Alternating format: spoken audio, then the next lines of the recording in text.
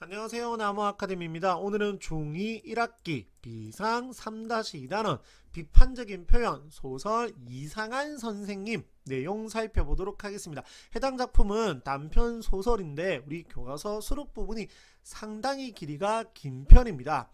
한 줄 한 줄 모든 부분을 읽어 드릴 수는 없고 저희가 5분 강의, 좀 짧은 강의에서 그래도 너무 조금 짧고 시험 대비나 이런 국어 실력 향상에 도움이 조금 부족하다고 해서 얼마 전부터 강의를 한 5분에서 10분 정도로 한 8분, 9분, 10분 정도로 늘려서 수업을 하고는 있는데 해당 작품을 그래도 전부 읽을 수는 없습니다.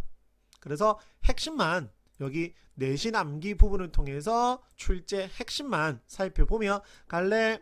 성격은 보시면 풍자 비판이죠. 배경은 해방 전후, 어느 초등학교이고 시대적 배경이 해방 전후입니다. 1945년 해방 전후입니다. 그 다음 기회주의적으로 행동하시는 선생님이 등장을 합니다. 그 다음 주제 해방 전후에 아까 일제강점기 전후에 혼란한 사회 상황 속에서 기회주의적으로 행동하는 누구? 선생님의 을 비판하는 내용입니다. 그래서 특징 어린아이를 서술자로 설정하여 그럼 1인칭이겠죠. 주인공을 관찰한다라고 했으니까 1인칭 관찰자 시점이 될 것입니다. 그 다음 인물의 외모와 행동 누구겠지요? 선생님이겠지요. 과장하고 희화화. 여기서 희화화 한다라는 것은 좀 겉모습을 우스꽝스럽게 나타내는 것을 의미합니다. 그리고 풍자 비판하는 거겠죠. 우스꽝스럽게 나타내어 비판하는 것을 풍자라고 합니다. 그 다음 전체짜임 천천히 볼게요.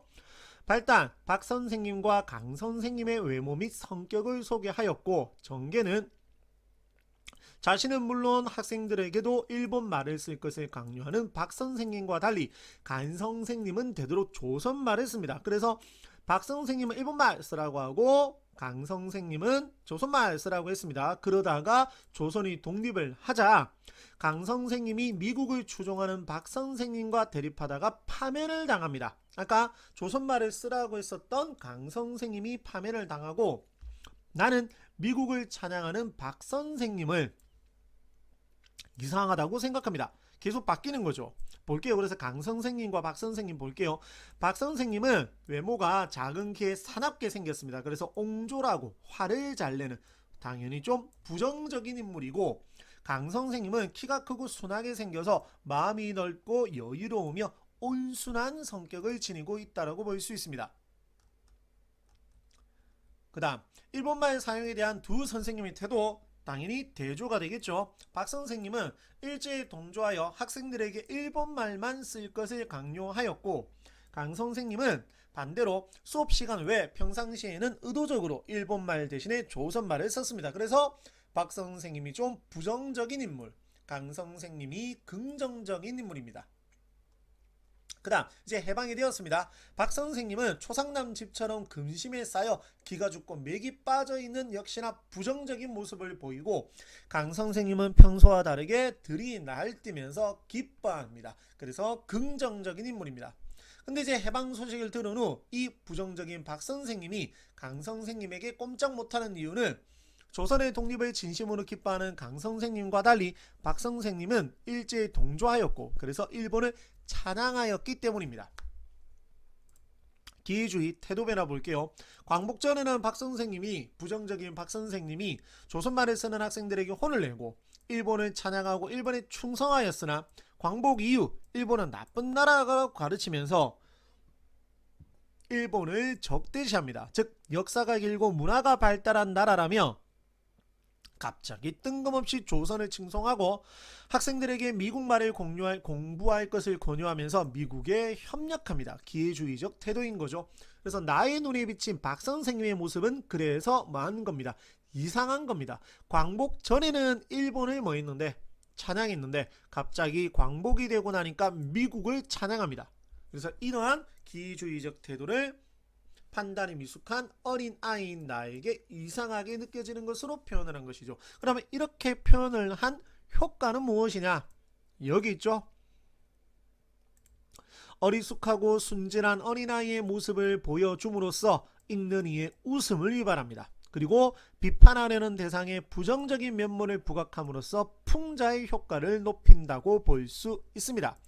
다음 박선생님의 사람됨, 일본을 찬양했다가 미국을 찬양하죠. 그래서 아까도 말을 했듯이 뭡니다? 기회주의적인 사람임을 알 수 있습니다. 자, 그래서 풍자 개념 효과 나와 있고 학습활동에 보면 또 이 두꺼비 파리를 물고라고 하는 탄관오리 가렴주구의 횡포를 비판하는 작품도 함께 실려 있습니다. 자, 이렇게 좀 빠르게 작품 내용 살펴보았고, 자, 이제 문제도 한번 봐야 되겠죠? 자, 이렇게 이제 문제를 잘 풀 수 있으려면, 자, 가볼게요. 가에 대한 설명으로 적절한 것은 내용 일치로 찾을 수 있으셔야 됩니다. 정답 찾으셨나요? 여기 보면 나와 있죠? 생긴 것부터가 무척 이상하게 생긴 선생님이었다라고 하면서 작은 키의 몸짓은 그저 한 줌만 하고 이 한 줌만 한 몸짓 한 뼘만 한 키 위에 깜짝 놀랄 만큼 큰 머리통이 있다 라는 식으로 겉모습을 우스꽝스럽게 나타내었습니다. 자, 그 다음 4번 다의 내용을 이해한 것으로 적절하지 않은 것은 당연히 내용 일치겠죠. 이 문제도 정답은 2번이죠. 당시 가족들끼리 있을 때는 조선말을 사용을 허용했다라고 되어 있는데 여기 보시면 학교에서고 학교 밖에서고 조선말로 말을 하다 선생님한테 들키는 날이면 경치는 판이었다, 두들겨 맞는다, 혼이 난다라는 거거든요. 그러면 가족들끼리 있을 때도 조선말을 사용할 수가 없다라는 거겠죠. 이런 식의 내용일치. 그 다음 또 살펴볼게요. 오른쪽 윗글에 드러난 시대적 배경 역시나 내용 일치 찾으셔야 됩니다. 찾으셨나요? 답은 2번인데 일제는 우리나라 사람의 민족 정신을 말살시키기 위해 조선말 사용을 금지했다. 자, 찾아볼게요. 여기 있죠. 그 일본말로만 말을 하게 하고 엄마 아빠 할 적부터 배운 조선말을 한마디도 쓰지 못하게 했다. 여기서 확인할 수가 있습니다. 자, 그 다음 또 내려가서 여기 있죠. 박 선생님과 강 선생님 적절하지 않은 것. 박 선생님이 현실이 믿기지 않겠죠. 광복이 되었으니까 친일에 대한 처벌이 두려웠겠죠. 자기는 거의 친일파에 가깝게 행동을 했기 때문입니다. 그 다음 일제가 패망할 줄 몰랐었다. 그래서 좀 당황할 수도 있겠죠. 강 선생님 일제에 탄압받던 시절이 끝났으므로 독립에 대한 열망이 간절했으므로 그럼 정답은 뭘까요? 정답은 2번입니다. 물론 친일을 했다, 좀 나쁜 행동을 했다라고 볼 수 있지만 거기서 처벌을 두려워하고 있다라는 내용은 가나다에서 확인할 수가 없습니다. 자, 마지막으로 한 문제만 더 살펴볼게요. 바로 좌측에 있는 8번입니다. 광복 전후에 여러 인간상 나와 있죠. 긍정적 인물과 부정적 인물 나와 있고 박 선생님과 같은 기회주의적 인물을 그렇죠 비판합니다. 그 다음 어린아이를 서술자로 내세운 건 맞지만 주인공의 순수함을 강조하는 것은 아니죠. 따라서 정답은 4번입니다.